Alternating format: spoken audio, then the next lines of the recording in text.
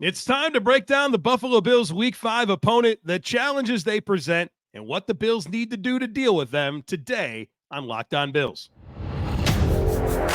You are Locked On Bills, your daily Buffalo Bills podcast. Part of the Locked On Podcast Network, your team every day.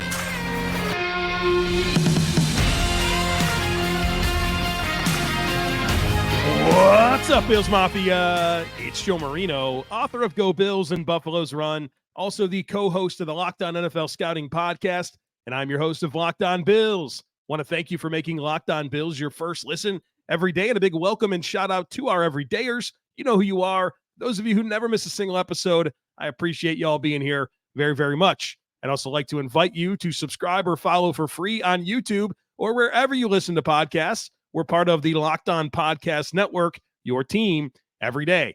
This episode is brought to you by PrizePicks, the easiest and most exciting way to play daily fantasy sports. Go to prizepicks.com/LockedOnNFL and use code LockedOnNFL for a first deposit match up to $100. Well, folks, it's time to focus on Week 5. The Buffalo Bills are in London as the home team, air quotes, home team, to face the Jacksonville Jaguars.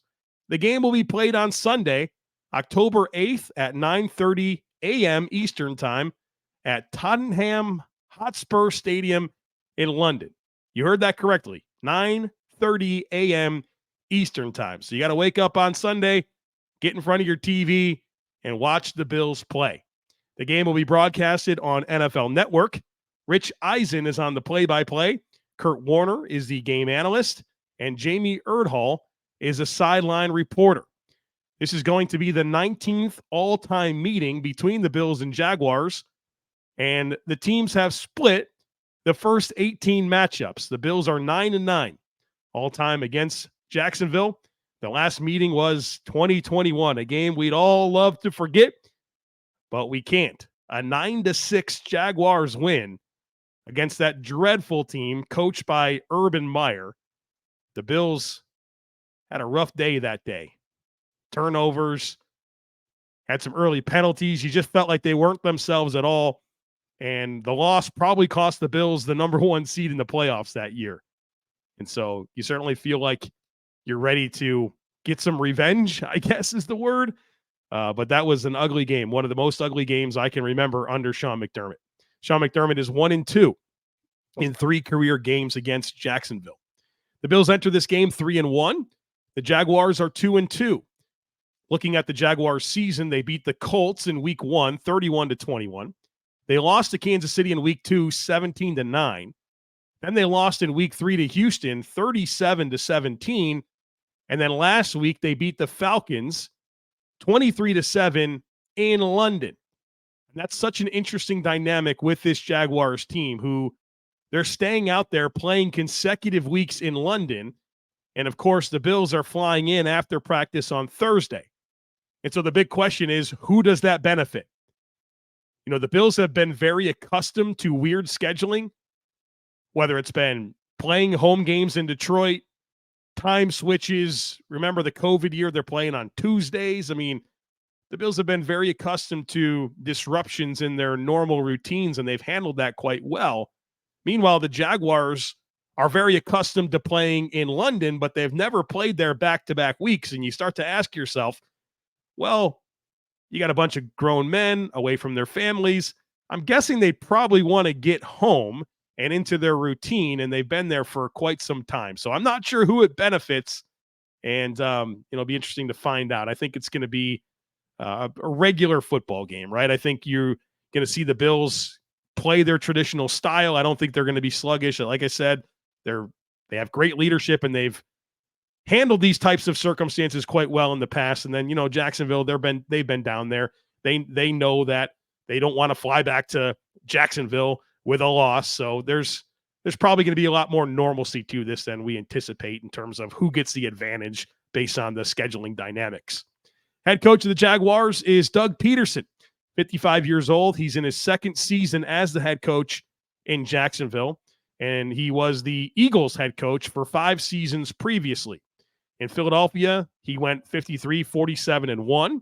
They won the Super Bowl in 2017, which was his second season. And then he followed that up with 2 9-7 campaigns and then 4 11-1 in his final season, and that was it. Did not coach in 2021, became Jacksonville's head coach in 2022, and they were 9-8 his first year. They got hot at the end of the season. The Titans fell apart, and Jacksonville won the AFC South, and then they went on to win a playoff game over the Chargers, an incredible comeback. You probably remember that. And then they faced Kansas City in the divisional round and lost by 7 points. So far this year, they're 2-2. Jacksonville is not playing their best football yet this year. They've had some costly turnovers. They've had costly drops. They've not played good situational football. They've really struggled on third downs and in the red zone. Now, we'll talk about all of that here in just a moment, but they've had some challenges. They haven't played their best football, and they've had a really just kind of an interesting quarterback slate. They faced Anthony Richardson, a rookie quarterback in his first start. Then, of course, Mahomes. And then it's C.J. Stroud in his third career start. And then Desmond Ridder last week, who might be the worst starting quarterback in the NFL and second-year player out of Cincinnati. Very, very interesting dynamics with their quarterback schedule to this point. So 3 very young quarterbacks, Patrick Mahomes, and now Josh Allen's coming to face them in London. So very, very interesting. The quarterback of the Jacksonville Jaguars is Trevor Lawrence, 6'6", 215 pounds. His birthday is October 6th, and he turns 24 years old on October 6th, which is Friday of this week. Was a first-round pick, number 1 overall, by the Jaguars out of Clemson, has started every game since he was drafted, 38 starts to this point, and the Jaguars have a 14-24 record in those starts. Have to remember his rookie year, 3-14 with Urban Meyer as the head coach that year. And then obviously a much more stable situation with Doug Pederson taking over. Had major growth from year 1 to year 2. So 2021 to 2022. Last year, 66% completion percentage, over 4,000 yards passing, 25 touchdowns, 8 interceptions, and a passer rating of 95.2. So far this year, the production hasn't been that overwhelming, right? I think there's some dynamics here offensively that have taken away from his production, but he's completing 67% of his passes, 236 yards per game, only 4 touchdown passes, 2 interceptions, and a passer rating of 89. Let's get into some metrics that matter with Trevor Lawrence. His average time to throw, 2.45 seconds, which is the 5th highest in the NFL. It's about where it was last year. And so 60% of the time, the ball comes out in under 2.5 seconds. 40% it comes out in longer than 2.5 seconds. Now, what really inflates his average time to throw is the amount of screens in this offense. 18% of Trevor Lawrence's passing plays are screens, which is a really, really, really high mark. It's the highest in the NFL. Now, remember, Doug Pederson came up under Andy Reid, so that screen emphasis is going to be part of it. So when you think about Trevor Lawrence, you don't think about this very quick triggered quarterback, but the volume of screens really kind of brings down his average time to throw. Trevor Lawrence's average depth of target is 7.2 yards from the line of scrimmage, 5th lowest in the NFL. Again, screen passes. Those are oftentimes thrown behind the line of scrimmage. So, his average depth of target, his average time to throw are heavily influenced by an 18% screen rate. 10.5% of Trevor Lawrence's throws are 20 yards or more down the field. That's not very often. That's 21st in the NFL. Now, he's been very, very successful when he does push the ball down the field. 80-15 for 225 yards, and 3 of his 4 touchdown passes have come when he's launched the ball 20 yards or more down the field. In fact, he has the best passer rating in the NFL right now on deep throws. 76.2% of his throws are to his first read, number 2 in the NFL. Him and Jordan Love with the Packers are the only 2 quarterbacks above 75% against. There's some influence there by the screen game. Trevor Lawrence is under pressure, 29.8% of his dropbacks, 6th lowest in the NFL. Now, his passer rating, his splits when he's pressured compared to when he's kept clean are drastically different. A passer rating of 64.3 under pressure, 97.3 when he's kept clean. That's a huge difference. His completion percentage under pressure, 45.7%. His completion percentage when kept clean, 74.1%. So you can obviously see getting pressure on Trevor Lawrence is absolutely critical. Now, I've watched all of Trevor Lawrence's games this year, and my big takeaways from just watching him play and really comparing him to the quarterbacks the Bills have faced to this point, which are Zach Wilson, Sam Howell, Jimmy Garoppolo, and Tua Tagovailoa, is that this guy has some legit dynamic physical tools. He can make hard throws. He can really work the ball down the field. He can make those tough throws outside the numbers. He can drive it. He's got good mobility. He's a good runner. You cannot take him for granted. This guy can take off and really eat away a bunch of yards. He's got good vision, good contact balance, and he's pretty explosive as a runner, for a 6'6" quarterback. And he can win off script as well. And so the point that I just want to make here is that his physical talent can stress the Bills unlike any player the Bills have faced this year. And this is an ascending young quarterback in the league that, the volume, the production hasn't been overwhelming to this point, but it's coming because he's really gifted. And they're getting some reinforcements back on offense this week at left tackle and Cam Robinson. Zay Jones probably back this week. And I expect this offense to kind of hit its stride. Maybe not this week against the Bills, but at some point it's going to wake up. And a big reason why is this quarterback that they have, Trevor Lawrence, who's very, very dynamic and very, very gifted. All right, we're going to get into the rest of this Jaguars offense here in just a moment. But first, I got to tell you about Bird Dogs. Folks, my nephew, he is 16 years old. He wanted something for his birthday. He told us that he wanted some new shorts. Well, I knew exactly what to get him. A pair of Bird Dog shorts because they make the best shorts. They make the best joggers. And I wanted to get him some high-quality stuff. They're awesome. They're made perfectly, honestly. Like, they have this stretch fabric that is designed to give you like a sculpted look through your thighs. Fits slimmer than typical shorts. They don't have that stiff restricting cotton. They fit really, really well. They have this cloud knit fabric that it kind of looks like khakis, but it stretches and just makes you look good. And you don't have to sacrifice movement. Like, it's very free flowing. They also have this anti-stink sweat wicking fabric that keeps you cool and dry all day long. I love the versatility of Bird Dogs. I can wear them to the gym. I can wear them to the golf course. Can wear them out on date night just to be casual around the house, and they just work. So their joggers, their shorts are the best in the business. And they also, right now, we have a deal. If you go to birddogs.com/LockedOnNFL, use our promo code LockedOnNFL, they give you a free water bottle at checkout. So I got one of these because I just got that pair of Bird Dogs for my nephew, and I got this, and it's my new favorite water bottle to take to the gym. Love the handle on it. You can hear the ice in there. This was filled up yesterday. It's still cold and full of ice. So you get an awesome water bottle with your purchase at checkout. Check them out again, birddogs.com/LockedOnNFL. You won't want to take your Bird Dogs off. We promise you. The offensive coordinator for the Jaguars is Press Taylor. He's Zach Taylor's brother, the head coach of the Cincinnati Bengals. 35 years old, was with Doug Pederson in Philly, and came over and is his offensive coordinator. In 2022, the Jaguars were 10th in scoring offense, 10th in total yards. This year, they're scoring 20 points per game, which is 20th in the NFL. They're getting 6 yards per pass, which is 18th, 3.6 yards per rush, which is 26th. They're turning it over 10.6% of their possessions, which is 17th.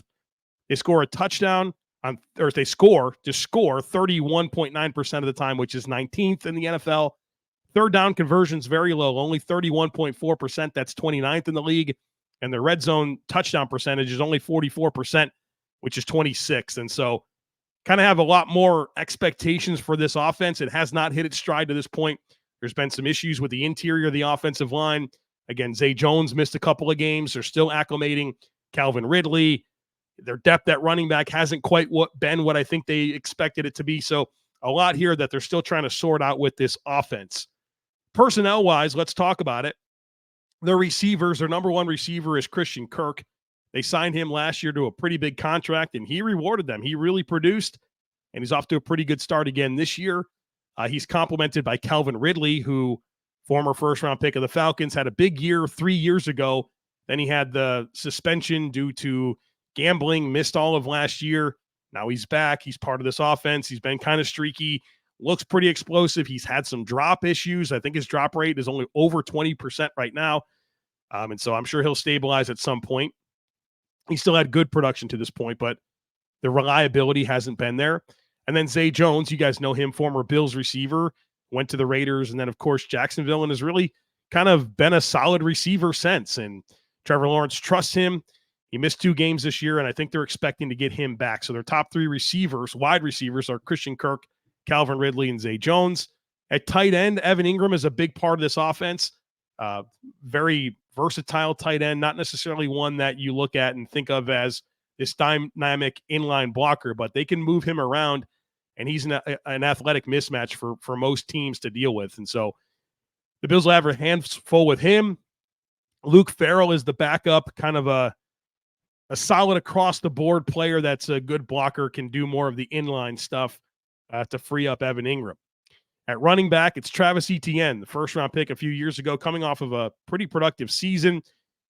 He's been okay to start the year. I don't think he's been super consistent confidence-wise in terms of vision and making good decisions with the football, but he's very, very explosive and can really be a home run threat anytime he touches the football. Their backups, Tank Bigsby, Dearness Johnson.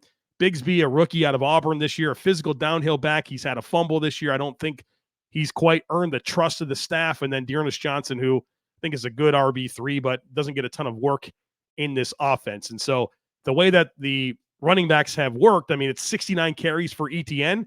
Then you have 12 for Bigsby and 6 for Johnson, right? So it's pretty much the Travies Etienne show right now at running back. When it comes to targets for this offense, 33 for Christian Kirk, 29 for Evan Engram, 27 for Calvin Ridley, 15 for Travies Etienne, and then Zay Jones has 13, but he did miss 2 games. And so that's their playmakers. It's Christian Kirk, Calvin Ridley, Zay Jones, Evan Engram, Travies Etienne. That's the focal points of their offense. Those are their playmakers. On the offensive line, they get a big reinforcement this week. Cam Robinson, their starting left tackle, he's back from suspension, and I think it's the expectation that he's going to be the left tackle.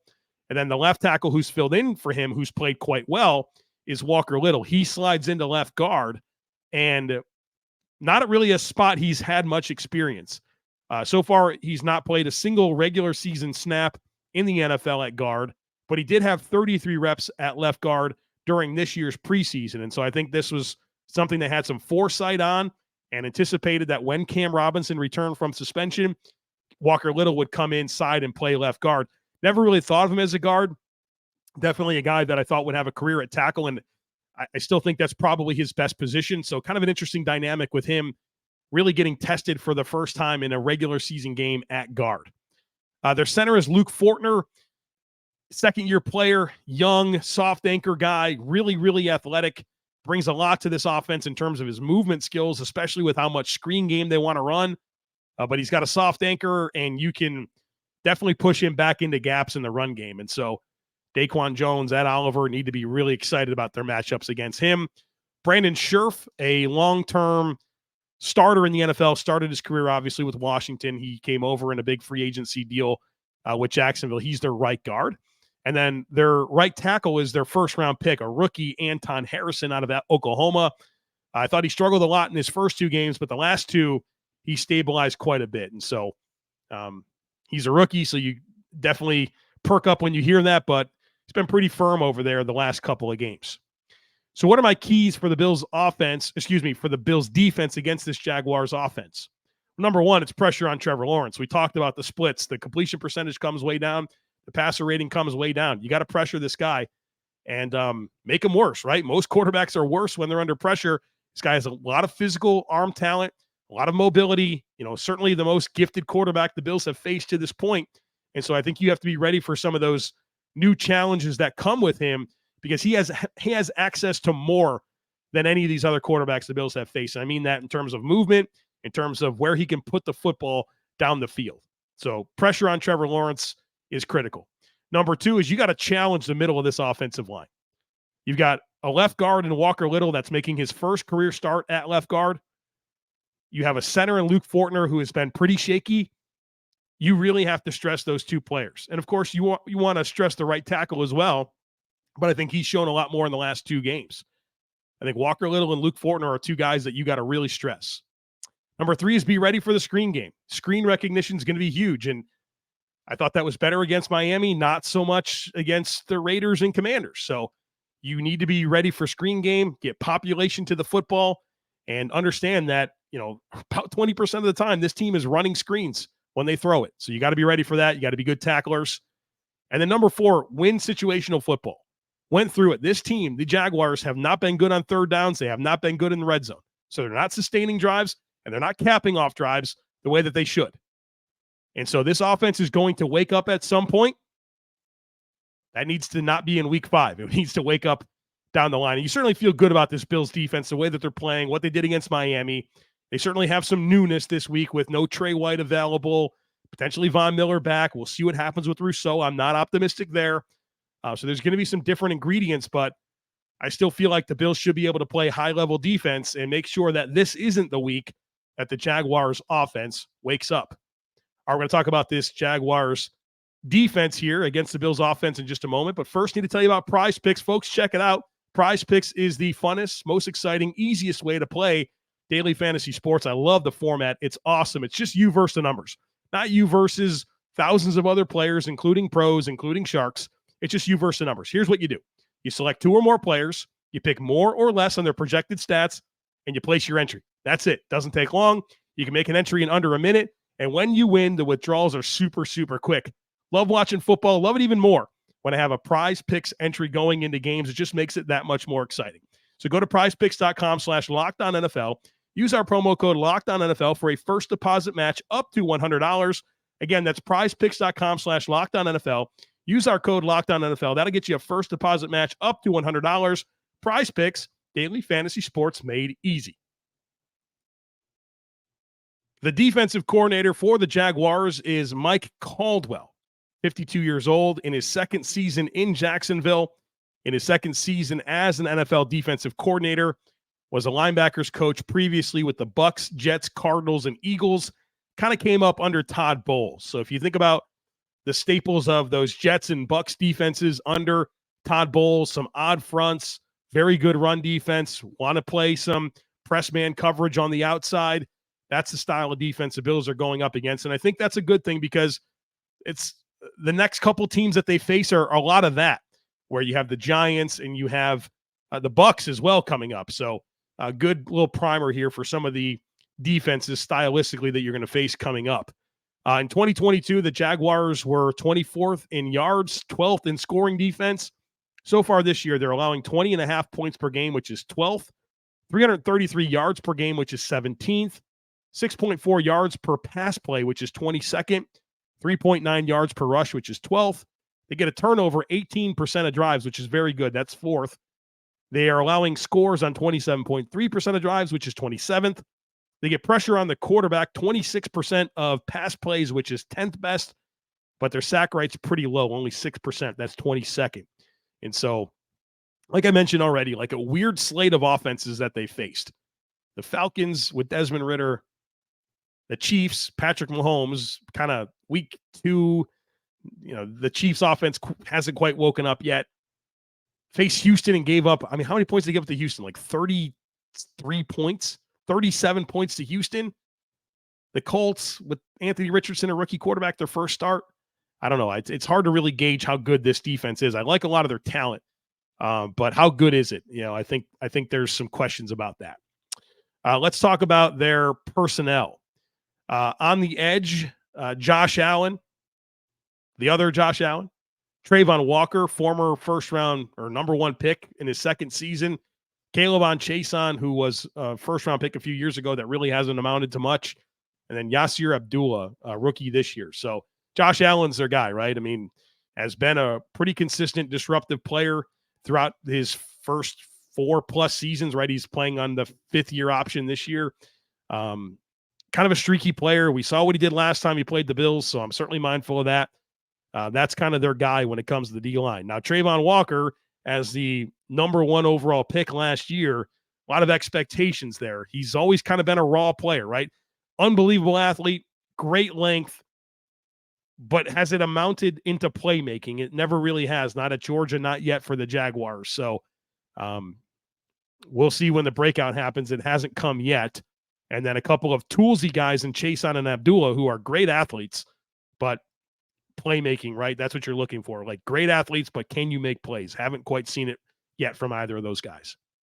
On the interior, Their best player to me is Roy Robertson-Harris, long-term veteran in the league. He's their most consistent interior rusher as well as run defender.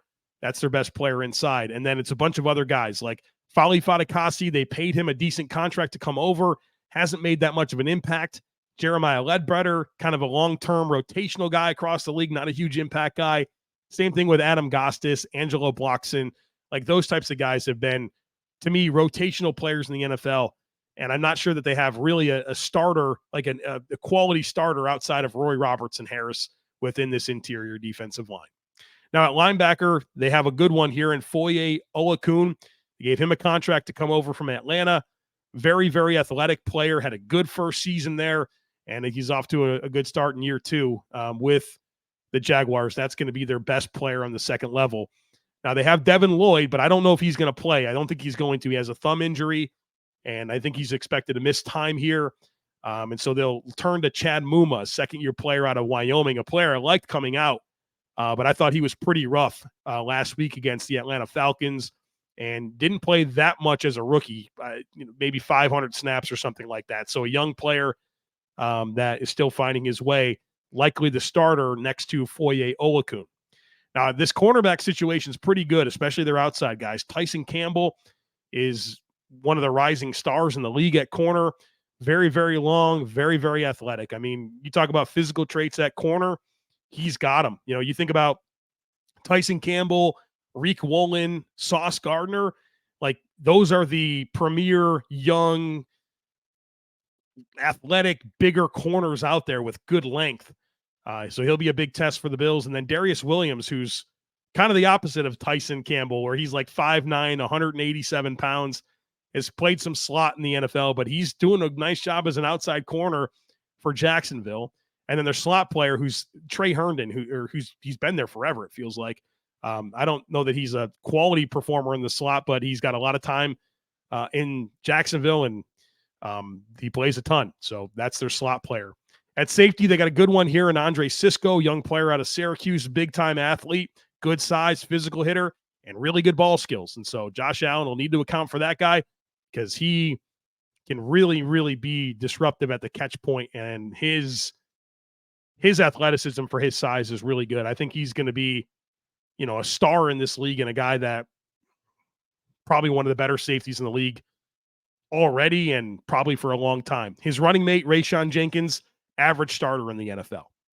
So what are my keys to this Bills offense against this Jags defense? Well, first of all, take care of the football. That's what cost you last time against this team.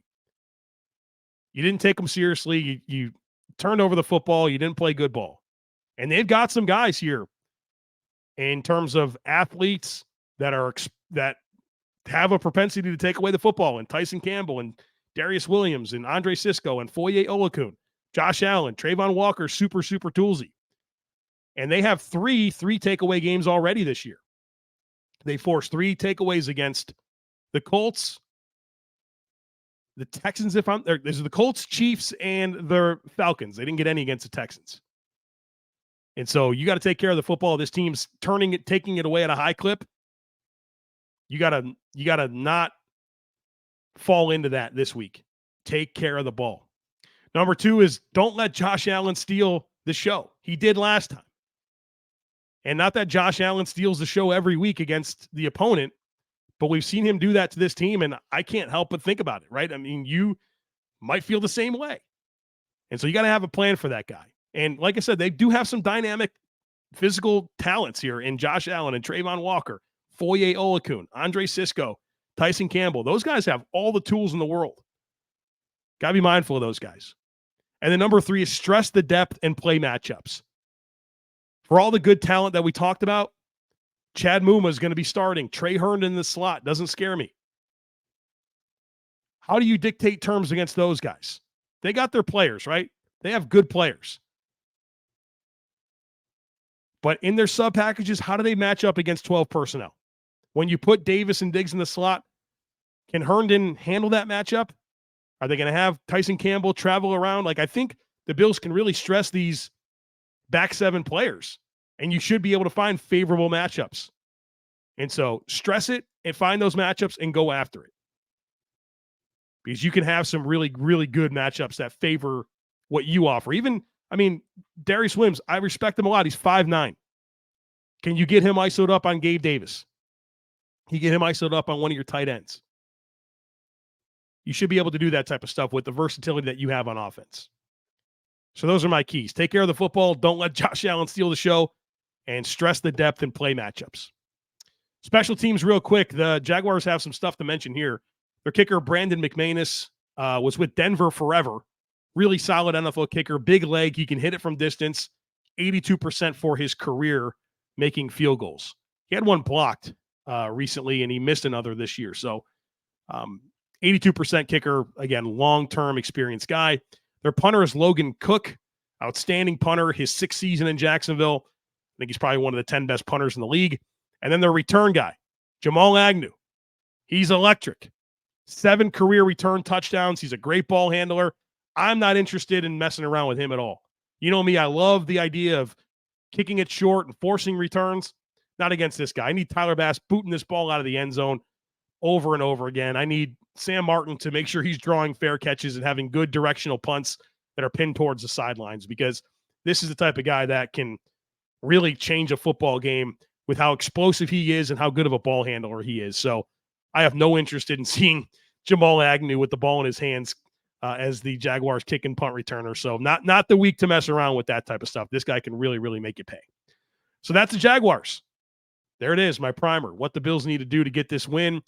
A football team that I think is a sleeping giant, the Jaguars. And so you want to make sure they wake up some point after Sunday because it's coming. There's a lot of talent on this team, and they have not played to their expectation quite yet. Not our last conversation. In fact, I'm going to have 2 more podcasts coming for you this week. We're going to do a first quarter report card on the Bills as a kind of a bonus episode this week. And then, of course, our typical Saturday conversation with Dr. Kyle Trimble of Banged Up Bills. There's a lot to get into with Trey White, Von Miller, Greg Rousseau, plenty of important injury details to discuss in addition to my final thoughts and 5 predictions for the game. So don't miss anything. Make sure that you're subscribed. Would love it if you took a second to rate, review, and share the podcast. Have a great rest of your day. Go Bills, and I look forward to catching up with you again real soon.